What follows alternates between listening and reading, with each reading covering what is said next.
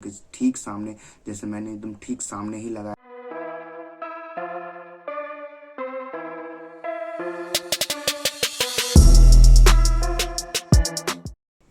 सो hey guys, मेरा नाम है राहुल और मैं आप लोगों का स्वागत करता हूं मेरे एक छोटे से यूट्यूब चैनल पे, जहां मैं छोटे मोटे ज्ञान देने की कोशिश करता रहता हूं। तो यार 22 का काउंटडाउन शुरू हो गया है और मात्र 188 डेज बाकी है। अगर हम मान ले कि इस बार कुछ ऐसा वैसा ना हो, कोरोना स्थिति और कुछ ऐसा हो, हर साल की तरह इस साल भी मिड ऑफ यानी कि थर्ड वीक ऑफ मई में एग्ज़ाम हो जाता था हर एक साल। तो 2022 में भी ऐसा उम्मीद जताया जा रहा है कि थर्ड वीक ऑफ मई में एग्ज़ाम हो जाएगा। तो अगर हम मान ले कि एग्ज़ाम डेट 14 मई 2022 को है, तो 14 मई आज है 7 तारीख, तो 14 मई से नवंबर से लेकर के 14 मई तक 188 दिन बाकी है, मात्र 188 दिन। इसमें हमें क्या क्या करना चाहिए, किस किस टॉपिक पे ज़्यादा ध्यान देना चाहिए, किस चीज़ को अवॉइड करना चाहिए, किस चीज़ को कंज्यूम करना चाहिए, सारा चीज़ डिस्कस होने वाला है इस वीडियो में। तो वीडियो को लास्ट तक जरूर देखें। और ये वीडियो उन लोग तो खास कर ये देखें जो सेल्फ प्रिपरेशन कर रहे हैं, उन लोगों के लिए खास तौर पे ये बनाया गया है और डिज़ाइन किया गया है उसी से रिलेटेड। क्योंकि सेल्फ स्टडी में पता नहीं चलता कि कौन सा टॉपिक मुझे पढ़ना चाहिए और कौन से नहीं पढ़ना चाहिए, किस पे ज़्यादा वेटेज है, किस पे ज़्यादा फोकस करना चाहिए, कितने टाइम पे कवर करना चाहिए सिलेबस, और सिलेबस कवर करने के बाद क्या करना चाहिए। ये सब सारी चीज़ इस वीडियो में आज डिस्कस होने वाले हैं। तो वीडियो को अंत तक जरूर देखिए, बहुत ही ज़्यादा बेनिफिट होने वाली है अगर लास्ट तक देखिएगा। बीच में देखने से आपको कहीं फ़ायदा नहीं होगा। आधा बोलते हैं ना, आधा ज्ञान शैतान का घर, उसी हिसाब से वीडियो को लास्ट तक जरूर देखिएगा। और सारा चीज़ में डिस्कस किया हूँ कि क्या क्या पढ़ना चाहिए, कैसे पढ़ना चाहिए और कब कौन से टॉपिक को उठाना चाहिए।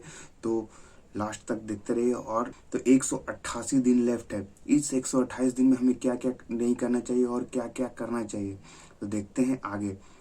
सबसे पहले बेनिफिट्स ऑफ एमसीए की बात कर लेते हैं। एनआईटी कॉलेज से एमसीए करने के क्या क्या फ़ायदे होते हैं और क्या क्या अपॉर्चुनिटी मिलती है, वो बहुत बड़ी बड़ी अपॉर्चुनिटी वो क्या क्या होती है जो मिलती है आपको एनआईटी से एमसीए करने के बाद। जो अदर कॉलेज से आपको नहीं मिल पाती है वो अपॉर्चुनिटी, वो इन्वायरमेंट और वो बहुत सारे चीज़ें जो अदर प्राइवेट कॉलेज और सेमी गवर्नमेंट कॉलेज और मिनी गवर्नमेंट कॉलेज में आपको ये सब नहीं मिल पाती है, जो एनआईटी में मिलती है। इसीलिए आपको अदर कॉलेजेस से एनआईटी बहुत ही ज़्यादा डिफरेंट बनाती है, आपको भी और आपके करियर को भी। और एक जो बोलते हैं ना एनआईटीएन का टैग लगता है, वो अलग ही बात है। तो देखिए बेनिफिट्स ऑफ एमसीए में क्या क्या होता है। पहले तो सबसे पहले गुड प्लेसमेंट तो होता ही होता है। अदर कॉलेज से अगर कंपेयर करें तो प्लेसमेंट इसके काफ़ी ज़्यादा अच्छे होते हैं और धीरे धीरे धीरे इनका प्लेसमेंट बढ़ ही रहे हैं, घटते नहीं है। इसका अगर एवरेज प्लेसमेंट की बात करें तो 8 से 10 लाख रुपीज़ जाते हैं। और इसकी अगर टॉप एनआईटी की बात करें, एनआईटी त्रिची, एनआईटी सूरतकल, तो ये सब में तो 11-12 लाख एवरेज पैकेज है। इनका एवरेज पैकेज है 11-12 लाख। और हाईएस्ट की अगर हम बात करें तो 40 प्लस जाता है अब पर एलपीए। तो 40 प्लस का पैकेज देता है आपको। एक बीटेक से एनआईटी से बीटेक करने के बाद आपको 40 प्लस का पैकेज मिलने की संभावना, वो भी हाईएस्ट जाता है। तो एवरेज तो सोच सकते हैं कि अच्छे कॉलेज से एमसीए करने के क्या क्या फ़ायदे होते हैं, इतना बड़े फ़ायदे होते हैं। और इतने पैकेजेस आपको नॉर्मल कॉलेजेस हो गए उसमें नहीं मिल पाते हैं, जो प्राइवेट कॉलेजेस हो गए उसमें नहीं मिल पाते इतने सारे पैकेजेस। और आपको फ़ीस भी ज़्यादा देनी पड़ती है प्राइवेट कॉलेजेस में, और इसमें फ़ी भी कम है, बहुत सारी सुविधा भी है इसे एनआईटी कॉलेज से करने के बाद। तो अगर आप एम रखें एमसीए करने के लिए तो एनआईटी कॉलेज सबसे फर्स्ट प्रायोरिटी में रखें, निम्सन फर्स्ट प्रायोरिटी में रखें। और निम्सन को ज़रूर से ज़रूर दे एग्ज़ाम। अगर होता है तो एक अच्छा कॉलेज मिलेगा। आपका लाइफ का सवाल है, तो मेहनत तो ज़रूर करना ही करना है। अगर आप सेल्फ स्टडी कर रहे हैं, किसी कारण से कोचिंग नहीं ज्वाइन कर पाए, तो हमारे साथ जुड़े रहें। ये 128 दिन कैसे प्रिपेयर करना है हम आपको बताएंगे, डे बाय डे कैसे प्लान बनाना है, क्या करना है, क्या रूटीन फॉलो करना है, कैसे करना है। ये फॉलो करने के बाद आपका 90% से लेकर 100% तक गारंटी है कि निकलेगा ही निकलेगा, और कोई ना कोई कॉलेज तो आपको मिल ही जाएगा। ये तो मेरी गारंटी है अगर ये चीज़ आप फॉलो कर पाते हैं तो। तो गुड प्लेसमेंट तो है ही है। फिर बिग कैंपसेस है, एनआईटी के बहुत बहुत बड़े बड़े कैंपसेस होते हैं। आप पूरे अपने मतलब 2 साल के कैरियर, 2 साल के एमसीए या 3 साल के एमसीए में भी आप कंप्लीट नहीं घूम पाओगे, जितना बड़ा बड़ा कैंपस होता है। तो बिग कैंपस होते हैं एनआईटी में। और फिर इसका कोडिंग इन्वायरमेंट भी बहुत ही ज़्यादा अच्छा होता है। कोडिंग इन्वायरमेंट हो गया, स्टडी इन्वायरमेंट हो गया, बहुत ही ज़्यादा अच्छा होता है as compare to other colleges. इसके लैब जो होते हैं बहुत बड़े बड़े होते हैं, लैब, कंप्यूटर लैब, और जो प्रैक्टिकल होते हैं ये बहुत ही अच्छे से करवाए जाते हैं। डिज़ाइन से डाटा स्ट्रक्चर, एल्गोरिदम इस हिसाब से सिखाया जाता है। एकदम पूरा जॉब ओरिएंटेड प्रैक्टिकल होता है यहाँ पे, इंटरव्यू ओरिएंटेड प्रैक्टिकल होता है। तो बहुत ही ज़्यादा अच्छे होते हैं एनआईटी कॉलेजेस। तो आप ज़रूर से ज़रूर ट्राई करें एनआईटी कॉलेज में एडमिशन लेने के लिए। जोर लगा दे, जितना ताकत लगा सकते हैं वो सारे लगा दे एनआईटी कॉलेजेस में। और टॉप फैकल्टी रहते हैं, टॉप के फैकल्टीज़ हैं सारे एनआईटीज़ में। 9-10 एनआईटी जो है, सारे एनआईटी में अच्छे अच्छे फैकल्टी पाए जाते हैं आपको, जो बहुत ही अच्छा से आपको समझाते हैं, करियर एडवाइस देते हैं, करियर गाइडेंस देते हैं आपको, आपके टच में रहते हैं, हमेशा 24/7 अवेलेबल रहते हैं। हर एक एनी क्वेश्चंस की अच्छे फ़ायदे हैं एनआईटी कॉलेज में जाने के लिए। तो ज़रूर से ज़रूर ट्राई करें एनआईटी कॉलेज के लिए। इसीलिए उन बच्चों के लिए जो सेल्फ प्रिपरेशन करते हैं, डीमोटिवेट हो जाते हैं कि नहीं होगा हमसे, ये नहीं होगा, कुछ 1 महीना 2 महीना 3 महीना प्रिपेयर करते हैं, क्वेश्चन सॉल्व नहीं होता, तो डीमोटिवेट हो जाते हैं, फिर छोड़ देते हैं, फिर कोई भी प्राइवेट कॉलेज में एडमिशन ले लेते हैं, फिर आने वाले एडमिशन ले लेते हैं, उसके फिर एमसीए करने के बाद निकलते हैं, फिर कहीं जॉब नहीं मिल पाता, फिर वही घिसी पिटी जॉब लेकर वो बैठ जाते हैं, फिर बोलते हैं कि ऐसे वैसे। तो इससे अच्छा है कि पहले मेहनत करिए। 6 महीने जो है, 3 महीने 6 महीने लगभग बचे हुए हैं, खूब मेहनत करें, ट्राई करें कि बेस्ट से बेस्ट एनआईटी कॉलेज में एडमिशन मिल सके। तो ये थी हमारी benefits of MCA in NIT college. इससे आपको मोटिवेशन तो ज़रूर ही मिलेगा, और मोटिवेशन बरकरार रखने के लिए अगले तो मोटिवेशन रहना भी बहुत ही ज़्यादा ज़रूरी है। पढ़ते पढ़ते डीमोटिवेट तो होते हैं, सारे स्टूडेंट होते हैं, मैं भी होता हूँ, आप भी होते ही होंगे, कि हर एक स्टेज पे आके कि नहीं होगा हमसे, छोड़ दो, ये कर दो, दूसरा कॉलेज एडमिशन ले लेंगे। तो मोटिवेशन के लिए ये बेस्ट स्ट्रेटेजी है कि जहाँ आप पढ़ते हो या स्टडी टेबल है, उसके फ्रंट में ही एक बड़ा सा पोस्टर लगा दो इस टाइप का, एनआईटी उसमें लिखा हुआ रहना चाहिए। हमेशा उसको आँख के सामने ही रखना है, जब भी पढ़ने बैठो तो ये तो दिखना ही दिखना चाहिए। एनआईटी क्यों जाना है, एनआईटी क्या गोल है, क्या क्या फ़ायदे हैं एनआईटी कॉलेज से, के ये हमेशा माइंड में आते रहेंगे अगर आप ये पोस्टर सामने चिपका दोगे। जहाँ आप पढ़ते हो स्टडी टेबल के ठीक सामने, जैसे मैंने एकदम ठीक सामने ही लगाया हुआ है, तो आप भी उसी तरह सामने लगा देना ये पोस्टर को। बहुत ही ज़्यादा हेल्प मिलेगी। जब भी डिमोटिवेट लगेगा, मन उदास होगा, एक बार जरूर देखिएगा, मोटिवेशन से पूरा भर जाइएगा। तो एक साइड तो ये रखिए ही रखिए एनआईटी का पोस्टर, और बगल में सिलेबस भी जरूर रखिए। ये देखिए मैंने पूरा सिलेबस लिख के बगल में चिपका दिया है सामने, ठीक उसके सामने हमेशा क्योंकि किसी भी एग्ज़ाम को क्रैक करने से पहले आपको उसका पूरा सिलेबस पता होना चाहिए कि क्या क्या आता है, कौन कौन से चैप्टर्स हैं, कौन कौन से इंपॉर्टेंट चैप्टर है, सारी चीज़ आपको पता होना चाहिए। थ्रू आउट एकदम पूरा मन में बैठ जाना चाहिए कि ये है। तो अगर सामने ये आप रख देते हो तो आप हमेशा इसे देखते रहोगे। तो सारे चैप्टर्स, सारे कौन कौन से चैप्टर्स आपने कंप्लीट किए, कौन कौन से चैप्टर्स आपको कंप्लीट करने हैं, कितने दिन लगेंगे, ये सारा चीज़ यहाँ पे लिखा हुआ होना चाहिए। देखिए मैं 14 मई को एग्ज़ाम है ऐसा मान के चल रहा हूँ, उसी हिसाब से मैं सिलेबस को ये पूरा फॉलो कर रहा हूँ। ये देखिए सिलेबस को मैंने 1 नवंबर को टारगेट रखा था कि मेरा पूरा सिलेबस कंप्लीट हो जाना चाहिए, लेकिन ये टारगेट मैं फॉलो नहीं कर पाया और अभी तक मेरे कुछ चैप्टर्स बाकी रह गए हैं। तो 1 नवंबर को तो सिलेबस कंप्लीट कर पाए, ये टारगेट मिस हो गया। लेकिन एक टारगेट था, मैं सेट कर चुका था कि ये 1 नवंबर को सारा सिलेबस मैं कंप्लीट कर दूंगा, लेकिन कुछ चैप्टर्स मेरे बाकी रह गए हैं, वो इस मंथ या अगले मंथ में मैं कंप्लीट कर दूंगा। ये कंप्लीट मेरा हो जाएगा। तो आप भी ये देख के रखो कि अगर आप अभी से स्टार्ट कर रहे हो तो 2 महीना या 3 महीना में टारगेट रखोगे सिलेबस मुझे कंप्लीट करना है, या 2 महीना के अंत लास्ट तक मुझे सारे सिलेबस कवर कर देने हैं किसी भी हालत में, चाहे मुझे 12 घंटा पढ़ना पड़े या 14 घंटा पढ़ना पड़े। तो ये तो होना ही चाहिए। मोटिवेटिंग फैक्टर भी है, मोटिवेशन भी मिलेगा आपको देखने के साथ। अगर आपने ये जैसे लॉगरिथम कंप्लीट कर लिया, क्वाड्रेटिक इक्वेशन कंप्लीट कर लिया, तो यहाँ पे टिक मारते जाओ, और टिक मारते जाओगे तो दिखते रहेगा कि इतना सिलेबस मुझे कंप्लीट हो गया, इतना चैप्टर्स कंप्लीट हो गया, बस इतना ही बाकी है, और इतना ही बाकी, इतना ही करते जाओ। और फिर एक ज़रूरी बात, अगर revision is the best thing, revision को रिवीजन को अपना पहला पहला मान के चलो, सब फर्स्ट प्रायोरिटी दो रिवीजन। एक चैप्टर कंप्लीट किए, हर एक हफ्ता या हर एक 3 दिन या हर एक 4 दिन में रिवीजन रिवाइज करते रहो। नहीं तो 1 महीने बाद 14 दिन के बाद वो पूरा माइंड से पूरा गोल हो जाएगा, फिर से उसको पढ़ो, फिर से टाइम दो। तो इससे अच्छा रिवाइज करते रहो। रिवाइज करना बेहद ही ज़्यादा ज़रूरी है किसी भी कॉम्पिटिटिव एग्ज़ाम को क्रैक करने के लिए। तो revise is the must thing. तो रिवाइज तो हमेशा करना ही है, और इसे देखने के बाद तो आपको मोटिवेशन मिलेगा ही मिलेगा। एक टारगेट सेट कर लो कि इतनी तारीख को मुझे सिलेबस कंप्लीट करना ही है। जैसे मेरा 1 नवंबर था, तो ये कंप्लीट नहीं कर पाया, लेकिन कुछ ही चैप्टर था, एक टारगेट मन में सेट हो गया था कि इस दिन मुझे कंप्लीट कर देना है किसी भी हालत में। कुछ चैप्टर्स बच गए, मैंने पूरा जोर लगाया, नहीं हो पाया, कोई बात नहीं, 10 दिन 20 दिन या इस मंथ में मैं कंप्लीट कर लूँगा। तो इसी तरह आप भी एक टारगेट तो रखो ही रखो कि मुझे इतने तारीख को ये कंप्लीट होना चाहिए। मैथ्स का इतना बना लो, रीजनिंग का बना लो, और कंप्यूटर का बना लो, फिर इंग्लिश का। ऐसे कर करके आपका सिलेबस एकदम टाइम पे कंप्लीट हो जाएगा। और अगर टाइम पे कंप्लीट हो जाता है तो फिर बहुत ज़्यादा टाइम फिर मिलेगा। फिर टाइम अगर मिलता है तो फिर आगे की सोचो कि आगे क्या करना है। फिर इस वीडियो में मैं डिस्कस किया हुआ हूँ, तो बने रहो और लास्ट तक ज़रूर देखो। फिर एक डेली वीकली प्लान बना लो। डेली या वीकली प्लान एक बना लो कि मुझे रात में ही, मतलब हफ्ता में या डेली का रात में ही प्लान बना लो कि मुझे इस दिन को, नेक्स्ट दिन को ये चीज़ करना है। अगर एक टॉपिक ख़त्म किया हुआ, अगर एक टॉपिक स्टार्ट किया हुआ है, मान लो लॉगरिदम स्टार्ट किए हैं, तो लॉगरिदम में मुझे आज क्या क्या पढ़ना है, कौन से टॉपिक तक मुझे आज कवर कर देना है लॉगरिदम का। तो ये टारगेट सेट कर ही देना पर डे के हिसाब से।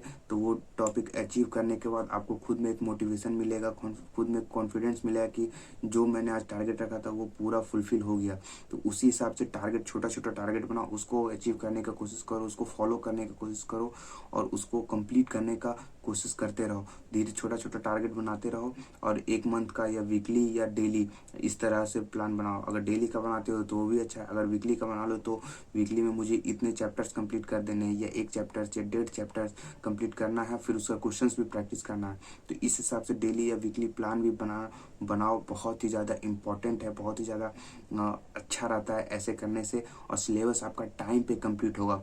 ट्यूशन्स और कोचिंग वाले भी इसी तरह करवाते हैं बच्चों को। वो खुद इतना टाइम इतना बना लेते हैं कि मुझे 3 चैप्टर 3 दिन में इतने लेक्चर्स कंप्लीट कर देने, 4 दिन में इतने लेक्चर्स कंप्लीट कर देने, 2 दिन में डाउट सॉल्विंग क्लास रखनी है। ऐसे करके वो टीचर्स भी पढ़ाते हैं, और उनका 1 साल का पूरा शेड्यूल रहता है कि मुझे इतने दिन में ये चैप्टर कंप्लीट कर देना है, इतने दिन में ये चैप्टर कंप्लीट कर देना है, इतने मंथ में सिलेबस कंप्लीट करना है, इतने दिन में टेस्ट सीरीज देनी है, इतने में मॉक टेस्ट देना है। इस हिसाब से उनका पर ईयर का पूरा शेड्यूल रहता है, फिक्स रहता है कि उसी हिसाब से वो चलते हैं। इसीलिए कोचिंग बहुत बच्चे लेते हैं, कोचिंग ज्वाइन करते हैं, इसी सिर्फ रूटीन को फॉलो करने के लिए ज़्यादातर बच्चे कोचिंग ज्वाइन करते हैं। नहीं तो आज के टाइम पे सारा मटेरियल अवेलेबल है, सोशल मीडिया, इंटरनेट इतना बूम में आ चुका है, सारा चीज़ आपका अवेलेबल है सोशल मीडिया पे। सिर्फ टाइम मैनेज नहीं हो पाता, और वो कंसिस्टेंस नहीं आ पाती है, इसीलिए बहुत सारे बच्चे कोचिंग ज्वाइन करते हैं। अगर आप में कंसिस्टेंस है और आप रेगुलर कंटिन्यू मेहनत कर सकते हो, तो कोचिंग की आपको कोई ज़्यादा ज़रूरत नहीं है। तो एक डेली और वीकली प्लान आप अपने हिसाब से बनाओ, अपने टाइम पे। मुझे इस दिन 3 घंटे 4 घंटे पढ़ने हैं, उस हिसाब से अपना टाइम दो। तो ये आपको बहुत ही ज़्यादा बेनिफिट करेगा आने वाले समय में भी, और टाइम पे कंप्लीट सिलेबस भी कंप्लीट हो जाएगा। और टाइम पे सिलेबस कंप्लीट होगा तो आप ज़्यादा से ज़्यादा मॉक टेस्ट दे सकते हो, ज़्यादा से ज़्यादा टेस्ट सीरीज सॉल्व कर सकते हो कोई भी कोचिंग की। फिर टेस्ट सीरीज सॉल्व करने के बहुत फिर होता है। तो वीकली प्लान तो बनाओ ही बनाओ। फिर how to study in smart way. Time कम है, मुझे ज़्यादा से ज़्यादा पढ़ना है, ज़्यादा से ज़्यादा प्रॉफिट गेन करनी है, वो टॉपिक नहीं कवर करने हैं जो एग्ज़ाम में नहीं आते हैं। और ये एनालिसिस करो, टॉप 10 साल 15 साल के क्वेश्चन पेपर्स उठाओ, उसमें एनालिसिस करो कौन से चैप्टर से ज़्यादा क्वेश्चंस आए हैं, कितने बार आए हैं, और कितने हर एक साल रिपीट हुए हैं, कौन से चैप्टर से बहुत ज़्यादा क्वेश्चंस आए, कौन से चैप्टर से 1-2 क्वेश्चंस आए। इस हिसाब से एनालिसिस करके हर एक चैप्टर वाइज का अपना प्लान रेडी रखो कि मुझे ये टॉपिक पहले कवर करनी है, जो हाईएस्ट वेटेज का है और जो ज़्यादा टाइम कंज्यूम करता है उसे मैं पहले कर लेता हूँ उस टॉपिक को। फिर आने वाले, जैसे ट्रिग्नोमेट्री एक वास्ट टॉपिक है तो उसे आप पहले ज़रूर कर लो। तो इस हिसाब से आप अपना एक प्लान बना के ही फॉलो कर दो। तो स्मार्ट वे तो हो ही गया, फॉलो वन टीचर्स, एक ही टीचर से आप पढ़ो। कोई भी अगर सोशल मीडिया से पढ़ रहे हो, अगर यूट्यूब से है तो एक ही टीचर को फॉलो करो। बहुत सारे यूट्यूब में पढ़ाते हैं मैथ्स का, तो एक टीचर को फॉलो करो, उसी से पढ़ो पूरा लेक्चर्स। और कम से कम में जितना से ज़्यादा, जितना कम से कम में आप एक टॉपिक को कंप्लीट कर पाते हो वो बहुत ही ज़्यादा अच्छा और बेनिफिट होगा और समझ में भी आएगा। अगर एक टीचर से पढ़ोगे, अगर ये टीचर से ये चैप्टर पढ़ लिए, दूसरे टीचर से वो चैप्टर पढ़ लिए, तो ना ये समझ में आएगा और ना वो समझ में आएगा, दोनों खत्म हो जाएगा। तो एक टीचर को फॉलो करो और उसी पे चिपके रहो, एकदम चिपक जाओ। और अगर एक बुक को फॉलो कर रहे हो तो अगर बुक से पढ़ रहे हो, सेल्फ स्टडी करो, तो मात्र एक बुक को बार बार सॉल्व करो, 2 से 3 बार, 4 बार, 5 बार सॉल्व करो, जितना सॉल्व कर सकते हो करो। तो ये बहुत ही ज़्यादा बेनिफिट होता है। एक चैप्टर कंप्लीट करो, उसको 2 से 3 बार क्वेश्चंस प्रैक्टिस करो, 2 बार 3 बार। अगर टाइम है, अभी 188 दिन महीने रखते हैं, बहुत ही ज़्यादा टाइम तो नहीं है, लेकिन टाइम अच्छा खासा है। अगर आप डेली डेडिकेशन के साथ देते हो तो बहुत ही ज़्यादा टाइम है। तो एक टीचर या एक बुक को फॉलो करके पकड़े रहो और उसी के साथ कंटिन्यू मेहनत करते रहो और cover all topics in less time. जैसा कि मैंने बताया, अगर कम टाइम में आपका सिलेबस कंप्लीट हो जाता है तो आपको बहुत ही ज़्यादा बेनिफिट होगा। मॉक टेस्ट ज़्यादा दे सकते हो, ज़्यादा टेस्ट सीरीज सॉल्व कर सकते हैं। कोई भी कोचिंग का टेस्ट सीरीज एक बाय कर ही लेना, बहुत ही ज़्यादा, क्योंकि टेस्ट सीरीज अगर टेस्ट नहीं देते हो, मॉक टेस्ट नहीं देते हो, तो बहुत ज़्यादा मदद नहीं मिलता है एग्ज़ाम में। अगर टेस्ट देते हो, उसी टाइम पे देते हो, तो बहुत ही ज़्यादा मदद मिलेगी आपको, क्योंकि आप एक इन्वॉल्व हो जाओगे उस एग्ज़ाम का पेपर पैटर्न में, आपको पेपर का पैटर्न पता चल जाएगा। और प्रीवियस ईयर्स तो बनाना ही बनाना है। टेस्ट सीरीज दो या नहीं दो, उतना अगर नहीं है तो, लेकिन प्रीवियस ईयर पेपर्स तो आपको 5 से 6 बार कंटिन्यू बनाना है। एकदम माइंड में रहना चाहिए कि ये क्वेश्चन कौन से साल आए थे। तो प्रीवियस ईयर पेपर तो हमें 100% लिख के ले लो, तो पढ़ना ही पढ़ना है, रो के पढ़ो या हंस के, उसको बनाना ही बनाना है टेस्ट सीरीज, मतलब प्रीवियस ईयर पेपर को। और अगर एक नोट्स भी, प्रॉपर नोट्स एक बनाना भी बहुत ही ज़्यादा ज़रूरी है लास्ट समय के लिए। अगर आपने कोई भी चैप्टर से स्टार्ट किया तो वो एक प्रॉपर नोट्स होना चाहिए आपके कॉपी में, जो लास्ट समय में 1 महीना या 1.5 महीना में रिवाइज कर सके। अगर वो कॉपी को देखते के साथ आपको सारा चीज़ याद आ जाना चाहिए कि ऐसे ऐसे पढ़ाए थे, ऐसे ऐसे हुआ था। तो एक प्रॉपर नोट्स और फ्रेश में नोट्स जो आप समझ सको, खुद समझने के लिए एक अच्छे से नोट्स बनाना बहुत ही ज़्यादा ज़रूरी है इस एग्ज़ाम के लिए, या कोई भी एग्ज़ाम के लिए। एक नोट्स, प्रॉपर नोट्स बनाना बहुत ही ज़्यादा अच्छा है, बहुत ही ज़्यादा हेल्प करते हैं लास्ट के समय में। लास्ट के 1 मंथ, 15 मंथ, 15 डेज़ या 20 डेज़ में आप सिर्फ इस नोट्स को देखते जाओ। और क्योंकि उस टाइम मुझे ज़्यादा टाइम नहीं रहता है हम लोगों के पास कि आप पूरा वीडियो देखो शुरुआत से लास्ट तक, तो वही नोट्स आपके काम आएंगे। तो एक नोट्स तो बनाना ही बनाना, एक कॉपी ज़रूर ही बनाना। और बाय वन टेस्ट सीरीज़, किसी भी एक कोचिंग का एक टेस्ट सीरीज़ तो आप अगर अफोर्डेबल है तो ज़रूर से ज़रूर बाय कर लो, बहुत ही ज़्यादा हेल्प करती है एग्ज़ाम में। और वो इस तरह से सेट करते हैं अपने टेस्ट सीरीज़ को कि जैसे निम्सन का पेपर्स आता है सेम उसी तरह ये टेस्ट सीरीज़ भी रहती है। तो एक टेस्ट सीरीज़ तो आप ज़रूर ही खरीदो, मॉक टेस्ट दो, और जितना ज़्यादा टेस्ट दोगे उतना ज़्यादा बेनिफिट होगा एग्ज़ाम में। तो इसीलिए कम टाइम में सिलेबस कंप्लीट करो और टेस्ट ज़्यादा से ज़्यादा देने की कोशिश करो, ज़्यादा से ज़्यादा टेस्ट दो, ज़्यादा से ज़्यादा टेस्ट दो, बहुत ही ज़्यादा हेल्प करेगी आपको एग्ज़ाम में। जितना ज़्यादा टेस्ट दोगे उतना आपका कॉन्फिडेंस आएगा। शुरुआत में टेस्ट में रैंक कम आएंगे या नंबर कम आएंगे तो उसे डिमोटिवेट नहीं होना है, सुधारना है, एनालिसिस करना है। अगर ये आपने ये मॉक दिए तो उसमें किस कारण से ये क्वेश्चंस गलत हुए या किस कारण से ये क्वेश्चन सही हुए, कितने मुझे टॉपिक पे प्रिपेयर करना है, वर्क करना है, कहाँ गलती हुआ, अपनी गलती को सुधारो। और हर एक मॉक टेस्ट दो, और मॉक टेस्ट देने के बाद उस पेपर्स का तुरंत एनालिसिस करो और फिर मार्क कर लो कि मुझे किस टॉपिक पे ज़्यादा फोकस करना है, ये सिली मिस्टेक्स है या माइनर मिस्टेक्स है या मेजर मिस्टेक्स है, ये सब आपको चेक करना होगा। और चेक करने के बाद उस पर वर्क करना होगा। तो ये रही प्रिपरेशन प्लान 188 डेज़ की। तो ये फॉलो ज़रूर करना, ये फॉलो अगर हो जाता तो बहुत ही ज़्यादा हेल्प करेगी आपके प्रिपरेशन स्ट्रेटजी में।